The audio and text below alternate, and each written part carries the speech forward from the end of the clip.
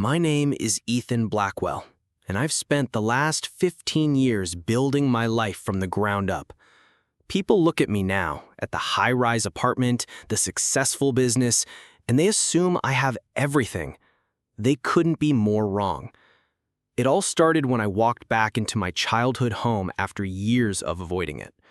I didn't plan on returning, but when the call came, I had no choice. My father, Walter Blackwell, was in critical condition after a stroke. The man who had raised me, who had taught me everything I know about hard work, about sacrifice, was suddenly lying in a hospital bed, barely conscious. "Ethan, your father's asking for you," my sister Clara had said on the phone, her voice thick with emotion. She never sounded like that, so I knew it was serious. But what I didn't expect was the flood of resentment that hit me the moment I crossed the threshold of our old house. I hadn't spoken to my father in years. Clara was waiting for me in the living room, her eyes red from crying. Her face hardened when she saw me. "Nice of you to show up," she spat, barely looking up from the floor. I didn't respond immediately. I was here for my father, not to engage in another pointless argument. But Clara wasn't making it easy. "You think you can just stroll back in here after all this time?" she snapped, her voice bitter. "Do you even know what we've been through? What I've been through?" I could feel the old wounds reopening. "Clara, we both know why I left. I was doing what I had to do, just like you've been doing. We had different ways of handling things, but I'm here now for Dad." She shook her head in disbelief. "Dad? You don't get it, Ethan. You weren't here for him when he needed you most. You were too busy chasing your big career, your shiny office building. You abandoned him, just like you abandoned us." Her words cut deeper than she could ever know. The guilt I carried was one thing, but hearing her say it so plainly, it made everything feel raw. What could I say to that? I forced myself to speak. "I did what I had to do. I made sure you both were taken care of. The company I built, the sacrifices I made. Do you think any of it was easy?"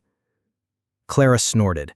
"I don't need your money, Ethan, and I don't need your empty excuses.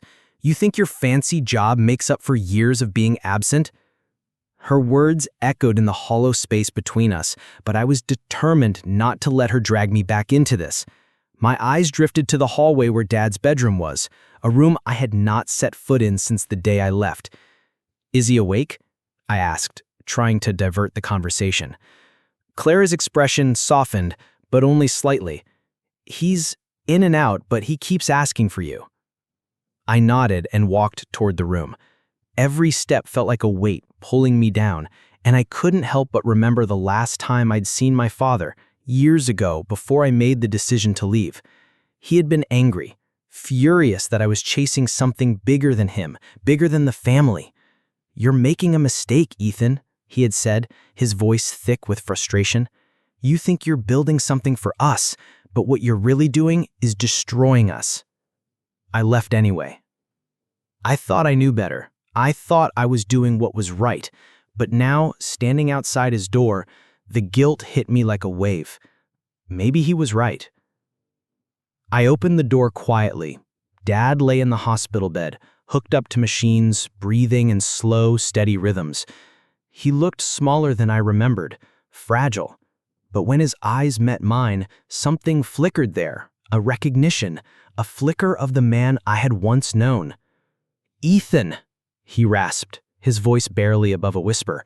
"You're here." "I'm here, Dad," I said, sitting down beside his bed. For a moment, we both just sat there in silence, the weight of the years between us pressing heavily. I couldn't bring myself to say the things I had thought about saying for so long. There were too many apologies, too many regrets. The silence spoke louder than words ever could.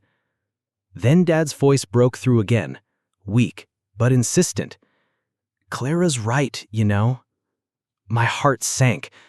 "What do you mean?" "You've been gone too long. I don't know if you'll ever understand what that did to me, to her. But I'm proud of what you've built, Ethan. I always was."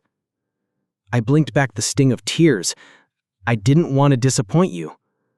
"You didn't disappoint me," he said, his voice steadying for a moment. "You did what you thought was best, but sometimes you have to look around. Family's the one thing you can't build or buy." The words hit me harder than anything Clara had said. My father, in his frail state, had just given me the clarity I had been too blind to see. All these years, I had been chasing success, but I had left behind the only thing that truly mattered. Just then, the door creaked open behind me. Clara was standing there, her arms folded, watching us. "He's always been a good liar, hasn't he?" she said, her voice dripping with bitterness. I turned to her, not knowing what to say. How could I explain the choices I made? How could I make her understand that everything I did for this family? "Clara, I'm sorry. I can't change the past, but I'm here now.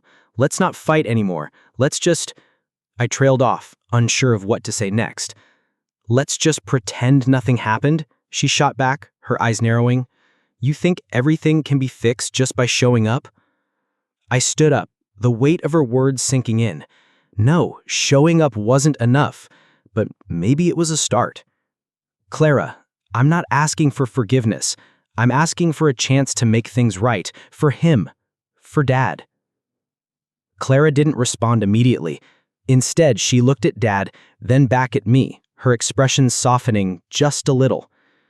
"You're too late, Ethan, but maybe, just maybe, you can still help him in the way he needs." As the room fell silent, I realized that my family's story wasn't over. It was far from it. The road to redemption was long and uncertain, but for the first time in years, I felt like I was finally facing the truth. I had been chasing the wrong things, running away from the only thing that truly mattered.